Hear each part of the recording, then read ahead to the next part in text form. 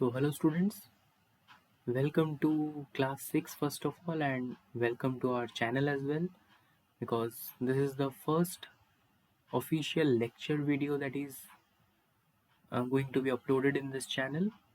और जैसा कि कम्युनिटी पोस्ट में भी मैंने डाला था कि हम सीक्वेंशियली चलने वाले हैं right from class 6 and we are going to start with physics.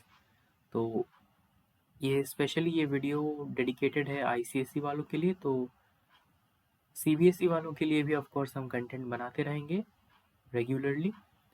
But जैसा कि हमने कहा था कि हम चैप्टर वाइज चलेंगे, डिटेल्ड लेक्चर्स डालेंगे, तो दिस इज़ फॉर आईसीएसई। और इतने दिनों से आपने साइंस एज अ होल पढ़ा था, लेकिन अब साइंस के आपके पास बेसिकली 3 डिविजन्स आपके पास आ चुके हैं क्लास 6 ऑनवर्ड्स, जो कि है physics, chemistry and bio. So in this channel we are going to deal with basically physics and chemistry, and today this is the first lecture and we are going to start with physics. So let's start. So we will be starting with the second chapter which is in your syllabus, जिसका नाम है physical quantities and measurement. तो बात आती है कि second chapter से ही क्यों, why not with the first? तो फर्स्ट चैप्टर की जैसा कि आपके सिलेबस में है that is known as matter, and matter को हम केमिस्ट्री में भी पढ़ने वाले हैं, एंड एज सच कोई भी डिफरेंस नहीं है, टॉपिक सेम है। तो आप उसी लेक्चर को चेकआउट कर सकते हैं, और hope so physical quantities and measurement के एंड होने के बाद ही हमारा जो केमिस्ट्री का भी series lecture of series start हो जाएगा, और उसका होपफुली पहला ही लेक्चर होगा मैटर। सो आप पहले इस वीडियो को देख सकते हैं, इन चैप्टर को कंप्लीट करने के बाद you can go for matter. So आज हमारा टॉपिक रहेगा फिजिकल क्वांटिटीज़ एंड मेजरमेंट। और एक और चीज़ कि आप चाहें तो साथ साथ भी क्लास के नोट्स बना सकते हैं, लेक्चर नोट्स, क्योंकि आपका खुद का नोट्स हमेशा बेस्ट रहता है। And if you don't want to prepare your notes right now, so no worries, you will get the entire PDF of the lecture in the Telegram channel. For that you need to join the Telegram channel. The link is given in the description as well as in the pinned comment. तो अभी के लिए हम proceed करेंगे with the lecture. So physics is all about taking feel. आपको यहाँ पे रटा रटाया चीज़ आपको नहीं बताया जाएगा। You need not to memorise everything, you have to take the feel of the thing, क्या बोला जा रहा है उसके पीछे का कंसेप्ट। तो वो शुरू में ही हम देख पा रहे हैं कि हमारे पास एक पिक्चर आ गया है, जहाँ पे एक स्केल दे रखा है, ऐसे एक मेजरिंग टेप बेसिकली बोला जा सकता है इसे, और इसमें कुछ डिविजन्स है 1 से लेकर 10 तक और आगे भी। तो पता ही चल रहा है कि ये एक काइंड ऑफ मेजरिंग डिवाइस है या फिर एक इंस्ट्रूमेंट है, जिससे हम कोई भी चीज़ को मेजर कर सकते हैं, और बेसिकली इस टेप से हम लेंथ मेजर करते हैं। सिमिलरली आप यहाँ पे देख सकते हैं कॉइन्स दिए गए हैं कुछ, और इन कॉइन्स से हम क्या करते हैं, कॉइन्स एक्चुअली हमें किसी चीज़ की वैल्यू बताती है। तो ये पिक्चर कहीं ना कहीं बता रहा है कि what we all are going to see in this chapter. Now as I said कि किसी भी चीज़ के डेफिनेशन को जानने से पहले उसका फील लेना इम्पॉर्टेंट है, specially in a subject like physics.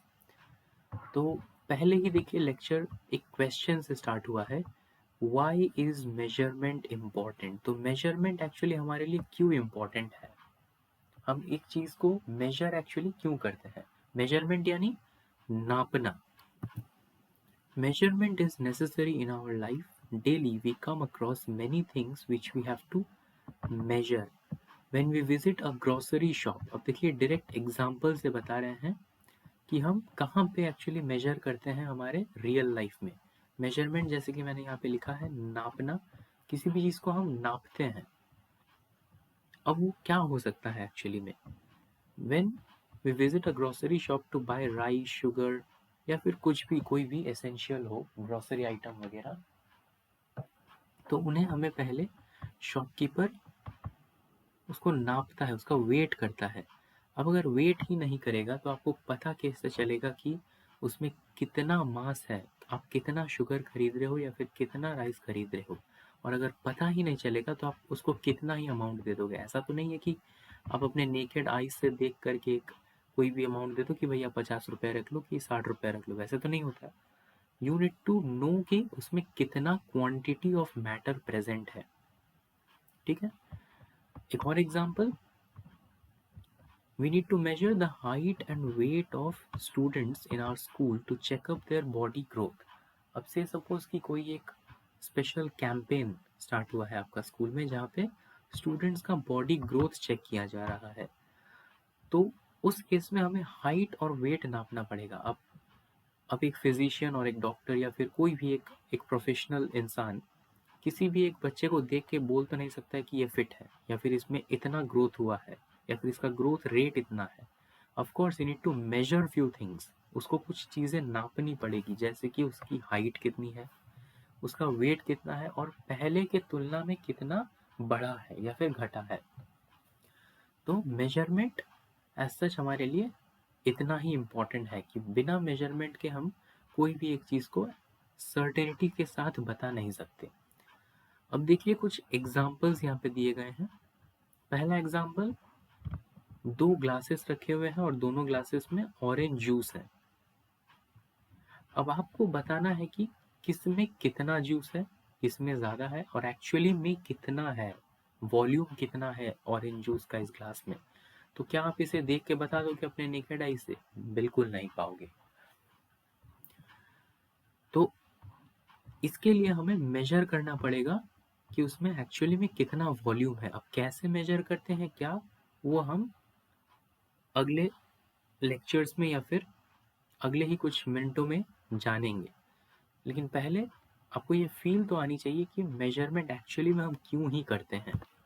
एक और रियल लाइफ एग्जांपल ले लेते हैं। से सपोज आपको एक क्लॉथ स्टिच करवानी है, तो कपड़ा सिलवाने के लिए आप पहले अपने टेलर के पास, अपने दर्जी के पास जाओगे और वो आपका माप लेता है पहले कि आपको कितने मीटर का कपड़ा सिलवाना है। वो आपको एक रैंडमली कुछ भी सिलवा के दे दिया, तो हो सकता है वो आपके बॉडी में फिट ही ना हो या फिर ओवर साइज्ड हो जाए, तो वैसे स्टिचिंग का क्या फ़ायदा। तो इसीलिए उसे पहले मेजर करनी पड़ती है कि आपके फिगर के अनुसार आपको किस डायमेंशंस के कपड़े चाहिए जिससे कि आपको वो परफेक्टली फिट हो सके। तो एज आई सेड कि इन सभी चीज़ों का ही एक ही सॉल्यूशन है और वो क्या है, मेजरमेंट। अब चाहे वो कोई भी चीज़ का मेजरमेंट हो सकता है, लेंथ हो सकता है, मास हो सकता है, वॉल्यूम हो सकता है, कभी कभार टाइम भी हो सकता है, तो it can be anything, but एक ही सॉल्यूशन है, मेजरमेंट। अब होपफुली इस बात को आपको फील आ चुका होगा कि मेजरमेंट हमारे लिए कितना इम्पोर्टेंट है। अगर नहीं आया तो वीडियो को आप पीछे कर फिर से देख सकते हैं, और अगर आपको लगे कि वीडियो का स्पीड ज़्यादा है या कम है तो आप अकॉर्डिंगली मैनेज कर सकते हैं। अब हम फील लेने के बाद पहुंच चुके हैं इसके टेक्निकल डेफिनेशन में। तो measurement is a comparison of an unknown quantity with a known fixed quantity of the same kind. आप किसी भी दोनों चीज को कंपेयर करते हो, उसमें से आपको एक चीज पता होती है और दूसरी चीज नहीं होती है, जो आपको एक्चुअली में डिटरमाइन करना पड़ता है। से सपोज आपके पास एक पैकेट चीनी है या फिर कोई भी थैला है जिसमें चीनी है और उसमें ये मेंशन नहीं किया गया है कि उसमें कितना एग्जैक्टली चीनी है, तो आपको उसकी क्वांटिटी जाननी है। अब आप उसका क्वांटिटी, उसमें कितनी चीनी है, उसका मास आप कैसे पता लगाओगे? तो सिंपली आपको किसी मेजरिंग डिवाइस या फिर कोई भी इंस्ट्रूमेंट का यूज करके उसका मास का पता लगाना पड़ेगा। से सपोज यहाँ पे हम बीम बैलेंस बोले तो तराजू, जो कि आप बेसिकली ग्रीन ग्रोसर्स के पास देखते हो या फिर ग्रोसरी शॉप्स में भी कुछ देखने को मिलते हैं। तो एक बीम बैलेंस के एक पैन पे आप कुछ वेट्स रखोगे और दूसरे पैन में उस अननोन क्वांटिटी के शुगर पैकेट के रखोगे। तो यहाँ पे देखो नोन क्वांटिटी क्या है, हमारा जो वेट्स हो गया वो नोन है क्योंकि उस पर मार्किंग्स रहती है 50 ग्राम 100 ग्राम एज सच मार्किंग्स रहता है उसमें। और हमारा जो अननोन क्वांटिटी हो गया वो क्या है, पैकेट ऑफ शुगर, क्योंकि हमें नहीं मालूम है कि उसमें कितना चीनी है और वही तो हमें मालूम लगाना है। तो यहाँ पे हम क्या कर रहे हैं, इसके मास को मेजर कर रहे हैं। से सपोज 500 ग्राम चीनी है या फिर 1 किलो चीनी है। ये हमें कैसे पता चला, कुछ नोन वेट्स को उस unknown packet of sugar, unknown quantity के पैकेट ऑफ शुगर दोनों को कंपेयर करना पड़ा, जिससे कि हमें पता चला कि कितनी ग्राम या फिर कितनी केजी शुगर उसमें मौजूद है। I hope it is clear, feel आ रहा होगा। तो मेजरमेंट का पार्ट, जो बेसिक पार्ट मैं ऐसा कहूँगा, ख़त्म करने के बाद हम पहुँच गए हैं फिजिकल क्वांटिटी पे। अब देखिए, फिजिकल क्वांटिटी एक ऐसी क्वांटिटी है दैट कैन बी मेजर्ड, जिसे आप नाप सकते हैं। फॉर एग्जाम्पल, वो लेंथ हो सकती है, आप किसी भी चीज़ की लंबाई को नाप सकते हैं। टाइम, आप समय का पता लगा सकते हैं। Volume, volume is actually for liquids या फिर गैसेस। एक किसी पानी के बॉटल में कितना पानी है, तो यूजिंग डिफरेंट मेजरिंग डिवाइसेस आप उसका भी पता लगा सकते हैं कि उसके अंदर कितना ml या फिर कितना लीटर पानी या फिर कोई भी लिक्विड है। टेम्परेचर, जैसा कि हमें पता है थर्मोमीटर्स पाए जाते हैं, तो उनके थ्रू भी आप टेम्परेचर, माने इन सारे चीज़ों को, इन सारे क्वांटिटीज़ को आप मेजर कर सकते हैं, और इसीलिए उन्हें क्या कहा जाता है, फिजिकल क्वांटिटीज़। तो फिजिकल क्वांटिटी का डेफिनेशन आपको याद रखना है along with these examples. Next बात आती है टाइप्स ऑफ फिजिकल क्वांटिटीज़ की। अब जो फिजिकल क्वांटिटीज़ आपने इसके पिछले ही स्लाइड में पढ़ी, वो दो टाइप के होते हैं फर्दर, एक है फंडामेंटल क्वांटिटीज और एक है डेराइव्ड क्वांटिटीज। तो पहले आ जाती है फंडामेंटल क्वांटिटीज। ये वो क्वांटिटीज हैं जो एक्चुअली में इंडिपेंडेंट है, आत्मनिर्भर है, वो किसी और क्वांटिटी के वैल्यू के ऊपर डिपेंड नहीं करते। जैसे कि फॉर एग्जांपल हम बोल देते हैं कि मास, हमारा जो पुराना एग्जांपल आज के इस लेक्चर का चीनी, तो उसे हम नापना चाहते हैं, तो हमने उसे कैसे मेजर किया था, एक बीम बैलेंस के एक साइड में हमने कुछ वेट्स ले लिए थे और दूसरे साइड पे उस unknown quantity of sugar packet रख लिया था। तो क्या हमें किसी और चीज़ की ज़रूरत पड़ी या फिर किसी और क्वांटिटी की ज़रूरत पड़ी? नहीं, हमने सिर्फ मास का यूज़ किया, एक तरफ अननोन मास और दूसरी तरफ नोन मास। सिमिलरली लेंथ, आप कितने लंबे हो या फिर कोई भी ऑब्जेक्ट कितना लंबा है, उसे मेजर करने के लिए आप एक मेजरिंग टेप ले सकते हैं, या फिर एक छोटे ऑब्जेक्ट को मेजर करने के लिए आप रूलर ले सकते हैं। तो रूलर का एक पर्टिकुलर लेंथ है या फिर मेजरिंग टेप का एक पर्टिकुलर लेंथ है, और आप जो नापना चाहते हैं उसका भी एक अननोन लेंथ है, बट दोनों ही क्या है, लेंथ है। तो यहाँ पे किसी भी अलग fundamental quantity, I mean sorry, किसी भी अलग क्वांटिटी, फिजिकल क्वांटिटी का इन्वॉल्वमेंट नहीं पाया जा रहा हो, उस टाइप के क्वांटिटीज को भी से फंडामेंटल क्वांटिटीज। सिमिलरली टाइम हुआ, टेम्परेचर हुआ, तो इनमें एक ही तरह की क्वांटिटी इन्वॉल्व होती है जिसे हम मेजर कर रहे हो, कोई भी और टाइप का क्वांटिटी इसमें इन्वॉल्व नहीं होता। अगला आ जाता है गाइस डिराइव्ड क्वांटिटी हमारे पास। Derived quantity exact opposite of fundamental quantities है। वो क्वांटिटीज जो खुद काम नहीं कर पाएंगे, हाँ, पर उनको कुछ और क्वांटिटीज की हेल्प चाहिए होती है। जैसे कि फॉर एग्जांपल एरिया, मैं अगर किसी भी एक फिगर की बात करूं, से सपोज इस रेक्टेंगल की बात करूं, तो इसका एक पर्टिकुलर लेंथ और एक पर्टिकुलर ब्रेथ है। अब उस लेंथ और ब्रेथ को आप जब तक डिटरमाइन नहीं करते, तो क्या आप उसके एरिया को बता पाओगे? बिल्कुल नहीं, क्योंकि एरिया का फॉर्मूला क्या होता है for a triangle? Area of triangle का फॉर्मूला हो जाता है लेंथ इनटू ब्रेथ। अब इस रेक्टेंगल, माफ कीजिएगा ट्राइंगल नहीं रेक्टेंगल, तो इस रेक्टेंगल का लेंथ है से सपोज L सेंटीमीटर या फिर L मीटर, और वहीं जो ब्रेथ है वो है B सेंटीमीटर या फिर B मीटर।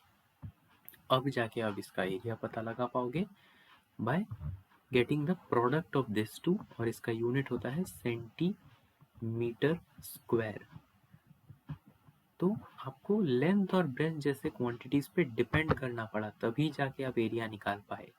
सिमिलरली डेंसिटी नाम का एक टर्म होता है जो शायद आपने जूनियर क्लासेस में पढ़ रखा होगा, अगर नहीं भी पढ़ा होगा तो आगे पढ़ने वाले हैं। तो डेंसिटी का फॉर्मूला होता है मास अपॉन वॉल्यूम। तो यहाँ पर भी मास और वॉल्यूम दो अलग अलग क्वांटिटीज के बारे में पता लगाने के बाद ही हमने किसी डेंसिटी का पता लगा पाया है। सिमिलरली स्पीड भी एग्जाम्पल है जो कि डिस्टेंस और टाइम पे डिपेंड करता है। तो इसके डिफरेंट फॉर्मूलेज आप आगे चल के देखने वाले हैं या फिर कुछ बच्चे देख चुके होंगे। तो ये था सिंपल फंडा of fundamental and derived quantities.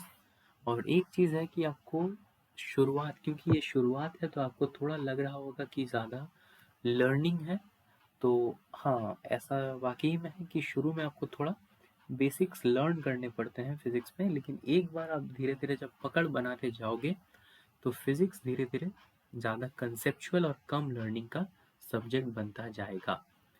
Next हम आते हैं यूनिट्स ऑफ मेजरमेंट। अब आप चीज़ कोई मेजर तो कर रहे हो, लेकिन उसको एक्सप्रेस करने के लिए एक यूनिट भी तो चाहिए होगी। तो वो यूनिट क्या है? When we measure any physical quantity, what we actually do is that we compare it with a known standard। जैसे कि हमने शुगर को मेजर करते वक्त देखा था कि बीम बैलेंस के एक पैन में कुछ वेट्स थे और दूसरे पैन में उस अननोन शुगर का, अननोन क्वांटिटी ऑफ शुगर का पैकेट था। तो एक तो था नोन फिजिकल क्वांटिटी जिसका मास दे रखा था, और उसके साथ हम कंपेयर कर रहे थे एक अननोन चीज को। तो जो स्टैंडर्ड वैल्यू जो दे रखी थी उस वेट्स के ऊपर, उसे ही हम कहेंगे यूनिट। से सपोज जैसे कि हमने बोला था 500 ग्राम हो सकता है या फिर 1 kg हो सकती है। इन वेट्स की जो वेट्स मिलते हैं, बटखारा जिसे हम बोलते हैं, उसे स्टैंडर्ड माना जाता है और वही बोला जाता है उसका यूनिट। अब पुराने ज़माने में क्या होता था कि यूनिट अपने अपने हिसाब से दूसरे दूसरे कंट्री के लोग फॉलो करते थे, जो कि एक्चुअली में गलत है और एक्चुअली कन्फ्यूजन उससे ज़्यादा होती है। जबकि डेफिनेशन में हमने पढ़ा कि वो एक स्टैंडर्ड वैल्यू है। तो इन प्रॉब्लम से भी धीरे धीरे हमारे साइंटिस्ट ने आगे चलकर डील किया। उससे क्या हुआ कि लोगों में कन्फ्यूजन दूर होती गई और हर जगह एक यूनिफॉर्मिटी मेंटेन हुआ। अब धीरे धीरे इन बातों को आप समझने की कोशिश करिए कि यूनिट क्या है। एक स्टैंडर्ड है जिसके कंपैरिजन में हम किसी और चीज़ को डिटरमाइन करते हैं या फिर उसका वैल्यू डिटरमाइन करते हैं। और एक चीज़ का न्यूमेरिकल वैल्यू यानी नंबर आ जाए कि हम से सपोज आप मार्केट गए और किसी भैया को बोले कि भैया हमें 10 आलू दीजिए। अब आलू तो वो 10 गिन के नहीं देगा, आपको बोलना पड़ेगा कि आप 10 किलो आलू दीजिए। तो ये जो किलो, ये जो केजी हुआ, किलोग्राम हुआ, यही हुआ उसका यूनिट। कि एक चीज़ को आप किस चीज़ के टर्म्स में एक्सप्रेस कर रहे हो, वही टर्म को एक्चुअली बोला जाता है यूनिट। अब जैसा कि हमने फील ले लिया है, समझ चुके हैं यूनिट क्या है, अब उसके टेक्निकल डेफिनेशन पे आया जाए। A unit is a fixed quantity which is accepted as a standard for comparison by people all over the world। जैसा कि मैंने कहा कि confusion को दूर करने के बाद कुछ standards को fix किए गए जिसके terms में people from all across the world चीज़ों की value को determine करने लगे, और वो actually में fixed quantity थी। तो इन definition में जो keywords हैं उनको आप याद रखेंगे for your answers in exams. अब थोड़ा हिस्टोरिकल एस्पेक्ट पे आ जाते हैं जो हमने ऑलरेडी डिस्कस कर चुका है। अब फिर भी एक बार इस पैरा को पढ़ लीजिएगा कि people in ancient times use their foot step. देखिए किन जुगाड़ों का यूज किया जाता था।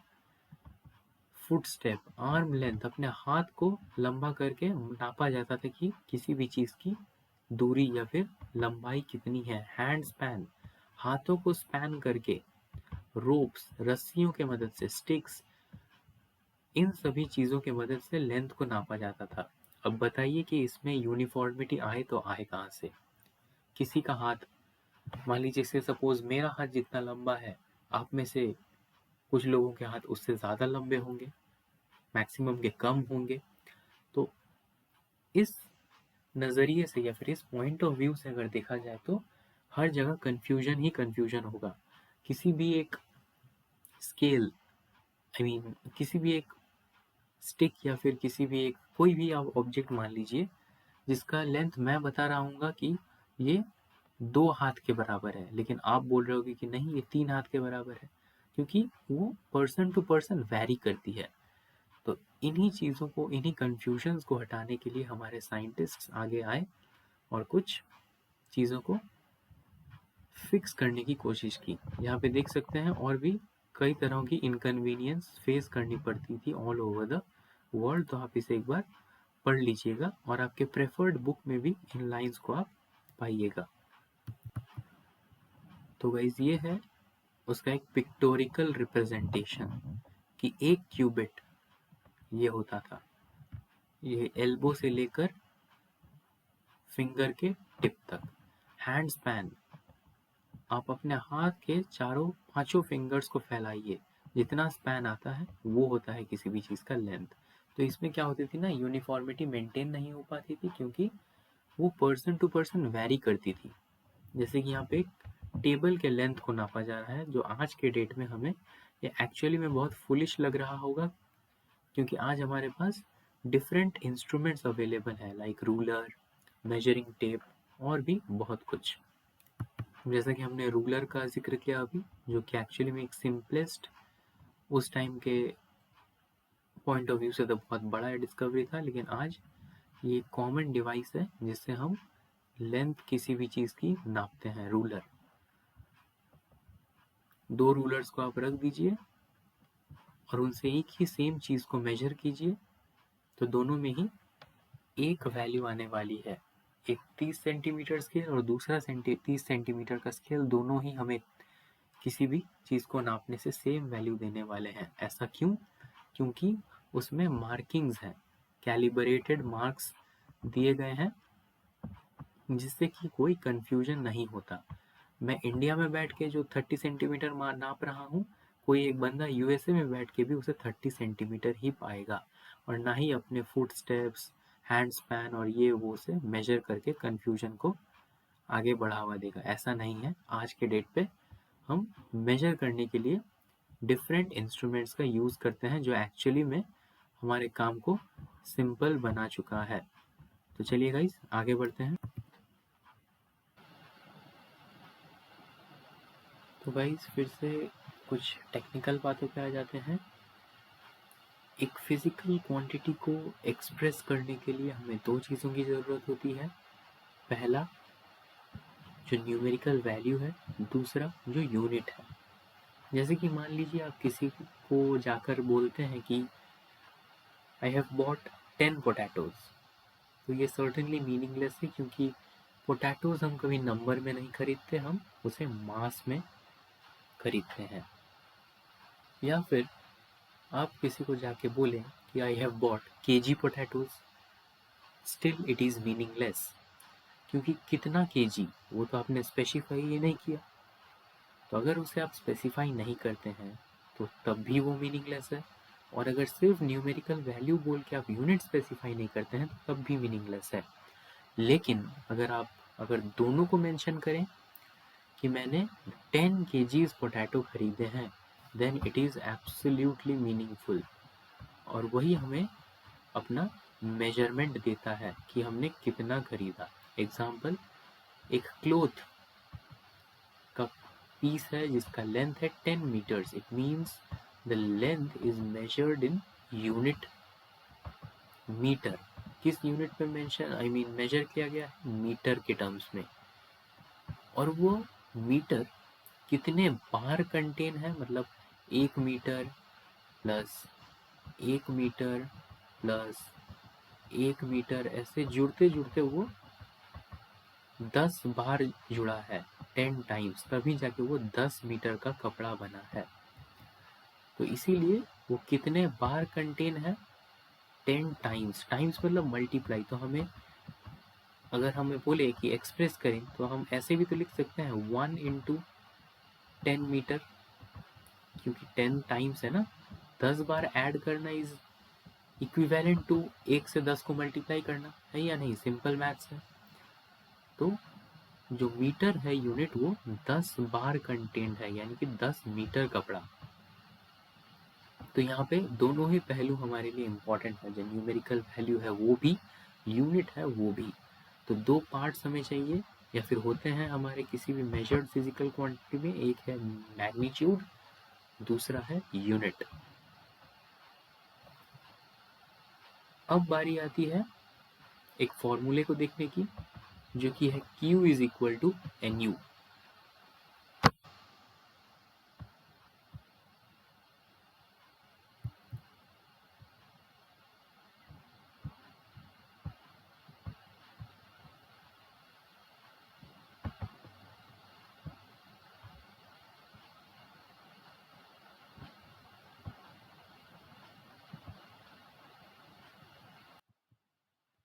अभी से ही हम एक फॉर्मूले के जरिए लिख सकते हैं, जो कि है Q is equal to NE।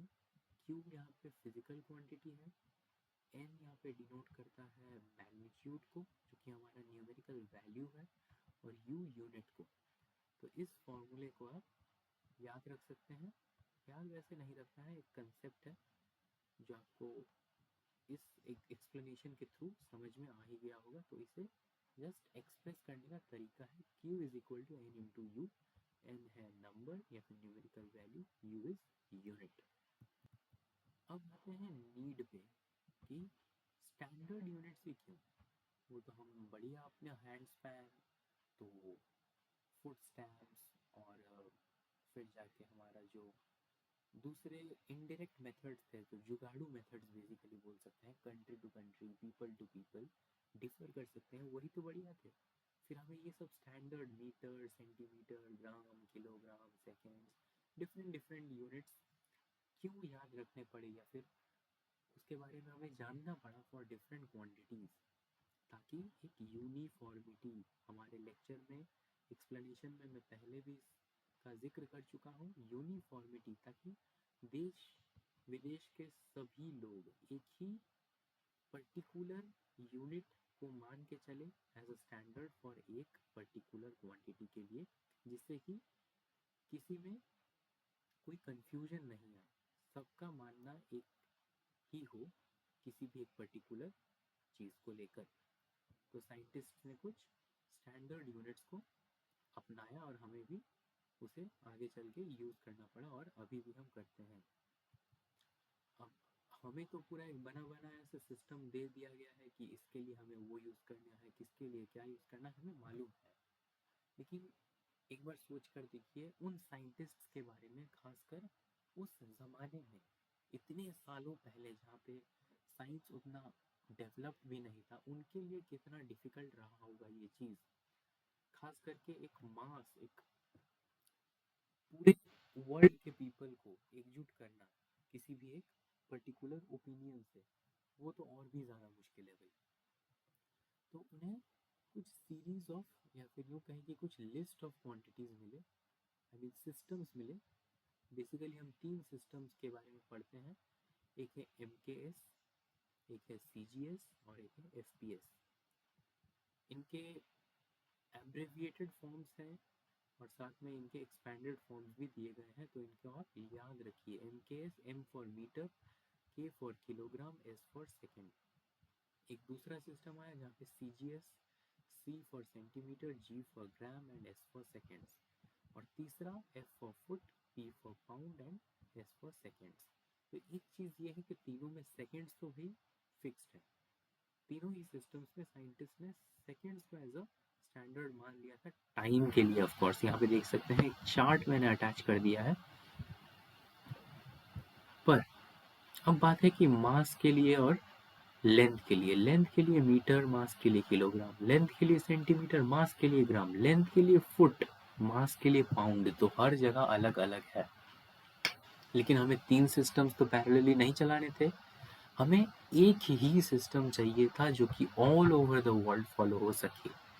तो इन सारे तीनों सिस्टम्स को भी एनालाइज फर्दर करने के बाद साइंटिस्ट्स ने डिसाइड किया, या फिर फिजिसिस्ट्स और मैथमेटिशियंस एक साथ आए और डिसाइड किया कि हम MKS सिस्टम को तवज्जो देने वाले हैं, और यही as a uniform system use होने वाला है all over the world from now onwards. तो इसी को ही फाइनलाइज किया गया, जिसे हम आज के डेट में SI यूनिट सुनते हैं, SI सिस्टम सुनते हैं, या फिर आगे आप लोग सुनेंगे, वो कुछ नहीं बल्कि यही है। तो गाइस वही बात यहाँ पे कही गई है, out of the 3 systems the MKS system was widely accepted. इन्हें लोगों ने भी एक्सेप्ट करना सही समझा, साथ ही में जो फिजिसिस्ट्स और मैथमेटिशियंस एक साथ काम किया उन्होंने भी इसी को ही सही समझा। अब फिर से कुछ फैक्चुअल डिटेल्स में आ जाते हैं, ये आपके लिए इम्पोर्टेंट है, तो इन्हें आप कंसिडर कर सकते हैं फॉर योर एग्जामिनेशन के क्वेश्चंस के पॉइंट ऑफ व्यू से आ सकते हैं। Since the comparison of data was difficult with large number of units, अब इतने सारे यूनिट्स तो यूज नहीं हो सकते हैं। जो पर्टिकुलर सिस्टम को हमने कंसीडर किया MKS सिस्टम, उस पर्टिकुलर सिस्टम में भी हमें कुछ पर्टिकुलर यूनिट्स चाहिए होते थे। मतलब कितने गहराई तक पहुंचना पड़ा है, आप एक बार सोच कर देखिए। तो ये एक बॉडी है जिसका नाम है General Conference of Weights and Measures. जैसे कि केमिस्ट्री में भी हम आगे पढ़ने वाले हैं, IUPAC नाम का एक बॉडी है, ये international union of pure and applied chemistry. तो वो केमिस्ट्री रिलेटेड चीज़ों को वो बॉडी मेंटेन करता है। तो यहाँ पे भी यूनिट से रिलेटेड एक बॉडी था जिसका नाम था General Conference of Weights and Measures. Weights और मेजर्स से रिलेटेड ये बॉडी था। 1960 साल में इन्होंने क्या किया, adopted a system of units commonly known as SI यूनिट्स। SI का फुल फॉर्म क्या है, सिस्टम इंटरनेशनल डी यूनिट्स। इसे फ्रेंच में कहा जाता है, सिंपल इंग्लिश में आप बोलना चाहे तो इंटरनेशनल सिस्टम ऑफ यूनिट्स। तो ये इंटरनेशनली एक्सेप्टेड होने वाला था। जी हाँ गाइस, ये बहुत बड़ा एक अचीवमेंट या फिर डिस्कवरी था उस टाइम के लिए। The SI units of measurement are standard units and are adopted for the purpose of uniformity। और आपके जानकारी के लिए बताना चाहूँगा कि ये जो SI सिस्टम है, ये सारे हम जितने भी फिजिक्स में जितने भी क्वांटिटीज़ आज से अगले 6-7 साल 8 साल या फिर आप जब तक भी फिजिक्स पढ़ते हो, जितने भी क्वांटिटीज़ इंट्रोड्यूस होंगे आपके फिजिक्स में के एकेडमिक करियर में, आप सबका SI यूनिट ही जो सब यूनिट्स के लिए हैं, वो SI यूनिट्स ही आपके लिए सबसे ज़्यादा मायने रखने वाले हैं। तो इसका फुल फॉर्म और इस बॉडी के नाम को आप ज़रा ध्यान रखिएगा। तो गाइस अब आते हैं स्टैंडर्ड यूनिट के ऊपर। स्टैंडर्ड यूनिट क्या है, the unit that could be used everywhere as a basic unit of measurement is called standard unit। अब स्टैंडर्ड यूनिट एक ऐसा यूनिट है जो हर जगह यूज हो सकता है एज अ बेसिक यूनिट। अब उसी यूनिट से हम बहुत जगह पहुंच सकते हैं। जैसे कि लेंथ के लिए हम मान लेते हैं मीटर, जो कि लेंथ का SI यूनिट है, स्टैंडर्ड यूनिट इसको चूज किया गया मीटर को। अब इस मीटर से हम चाहे तो सेंटीमीटर में भी जा सकते हैं, हम चाहे तो किलोमीटर में भी जा सकते हैं, हम चाहे तो मिलीमीटर, डेकामीटर, डेसीमीटर, हेक्टोमीटर और ऐसे कई सारे यूनिट्स पे जा सकते हैं। लेकिन जो मेन SI यूनिट जिसे चूज किया गया वो था मीटर। सिमिलरली अगर मास के लिए बोला जाए तो उसके लिए भी किलोग्राम को यूज किया गया या फिर चूज किया गया। अब वहां से हम milligram, hectogram, gram, decagram, centigram and so on हम पहुंच सकते हैं। तो हर एक के लिए एक पर्टिकुलर यूनिट चूज किया गया। इसमें से कुछ फंडामेंटल क्वांटिटीज जिसके यूनिट्स को आप याद रखने वाले हैं, उसका चार्ट मैंने आगे इस लेक्चर में अटैच कर दिया है, तो यू विल गेट इट। अच्छा गाइस, एक और चीज़ जो यहाँ पे छूट गया था वो है fundamental units of SI system. कि जो SI सिस्टम में हम जो एक पर्टिकुलर फंडामेंटल यूनिट चूज करते हैं एक पर्टिकुलर क्वांटिटी के लिए, उसे हम बोलते हैं फंडामेंटल यूनिट। कंफ्यूज मत होइएगा, एक SI सिस्टम जिस सिस्टम को साइंटिस्ट ने मिलकर इंट्रोड्यूस किया या फिर उसे एज अ स्टैंडर्ड समझा, उस सिस्टम के अंडर में जितने फिजिकल क्वांटिटीज आए उन्हें हमें कंसिडर करना है। उन हर एक फिजिकल क्वांटिटी के लिए एक पर्टिकुलर यूनिट चूज करना हमारा काम बना, या फिर साइंटिस्ट्स का काम बना, जो हम आज यूज करते हैं, जिसे हम बोलते हैं फंडामेंटल यूनिट। तो सबसे बड़ा कौन है? SI system.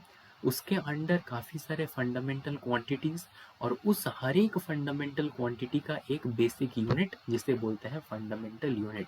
तो आप चाहे तो इसे अपने वर्ड्स में एक फ्लो चार्ट से रिप्रेजेंट कर सकते हैं अपने नोटबुक में, जिसे आपको इसे याद रखने के लिए काफ़ी आसानी होगी।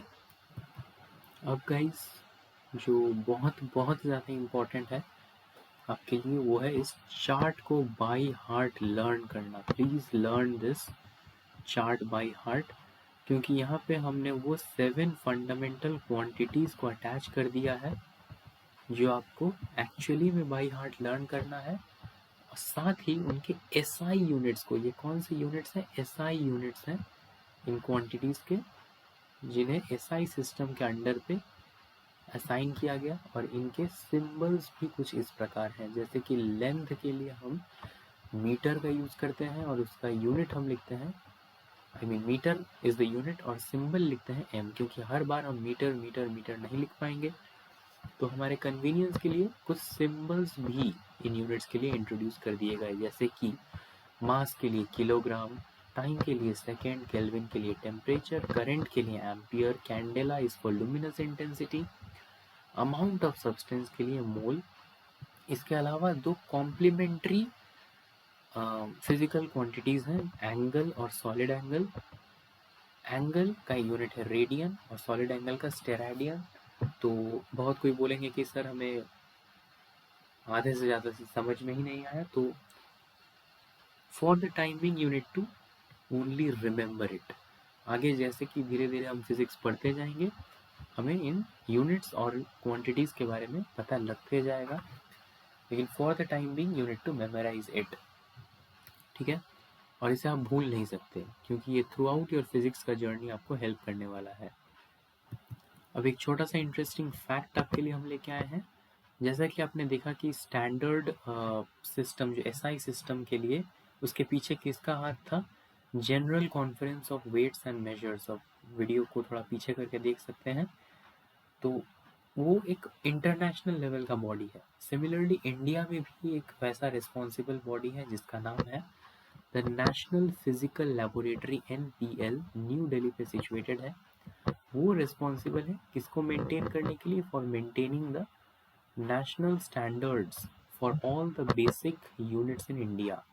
जैसे कि इंटरनेशनल लेवल पे General Conference of Weights and Measures है, न्यू दिल्ली में, हमारे इंडिया में न्यू दिल्ली में मौजूद है, वैसा ही एक body NPL, national physical laboratory, जिसका काम क्या है? वो नेशनल स्टैंडर्ड्स, हमारे इंडियन स्टैंडर्ड्स को मेंटेन करती है in terms of this units and all. तो थैंक यू गाइस, आज के इस इंट्रोडक्टरी लेक्चर में बस इतना ही, कि एक पहला लेक्चर था इस चैप्टर का। तो इसमें जितने भी चीज़ों को पढ़ाया गया है, इसका नोट्स बनाइए फर्स्ट ऑफ ऑल, और मैं प्रेफर करूँगा कि अपना नोट्स बनाएं, उन्हें रिवाइज करें। ठीक है, जो चीज़ें याद करनी हो उन्हें याद करें। अगले लेक्चर में हम आपके लिए lecture number 2 of physical quantities and measurement, ये चैप्टर कंटिन्यू होगा वहाँ पे, जहाँ पे हम मल्टीपल एंड सब मल्टीपल यूनिट्स के बारे में पढ़ेंगे, जो कि एक काफ़ी इम्पोर्टेंट टॉपिक है। कई बच्चों को डिफ़िकल्ट लगता है, लेकिन हम उसे बहुत ईजी तरीके से आपको समझाने वाले हैं, और एक ट्रिक भी लाने वाले हैं, जिस ट्रिक की मदद से आप इन्हें याद रख सकते हैं बहुत ही ईजिली। साथ ही इतना कुछ हो जाने के बाद इन दोनों दिनों के लेक्चर के बेस पर हम कुछ क्वेश्चन सॉल्व करने वाले हैं, क्वेश्चंस प्रैक्टिस करने वाले हैं। तो टिल देन स्टे सेफ।